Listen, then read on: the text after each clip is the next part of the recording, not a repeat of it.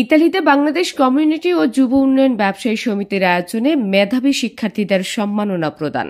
ইতালির প্রতিনিধি ফাহিম হোসেন মুন্নার ভিডিও চিত্রে বিস্তারিত জানাচ্ছি আমি নাহার নেশে।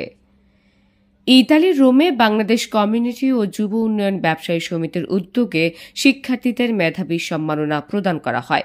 ব্যতিক্রমী এমন আয়োজনের মূল উদ্দেশ্য ছিল প্রবাসী শিশুদের সঠিক পথে এগিয়ে যাওয়ার অনুপ্রেরণা।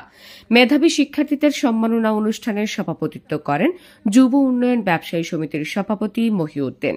সাধারণ সম্পাদক আরিফ হোসেন চৌধুরীর সঞ্চালনায় উপস্থিত ছিলেন প্রধান উপদেষ্টা মোহাম্মদ তাফসির আলম এবং বাংলাদেশ দূতাবাসের ইকোনমিক কাউন্সিলর এমডি আলামিন। মেধাবী সম্মাননা অনুষ্ঠানে 5 জন হাফেজ এবং 5 জন সাধারণ শিক্ষায় মেধাবী শিক্ষার্থীদের বিশেষ সম্মাননা প্রদান করা হয়। এছাড়াও মাদ্রাসা শিক্ষকদের সম্মাননা ও সংগঠনের নতুন সদস্যদের স্বাগত জানানো হয়। এটি ছিল ইতালির রোমে বেড়ে ওঠা বাংলাদেশি শিশুদের প্রথম সম্মাননা অনুষ্ঠান, যার উদ্দেশ্য ছিল শিক্ষার প্রতি আগ্রহ বাড়ানো এবং তাদের ভবিষ্যৎ গঠনে সাহায্য করা।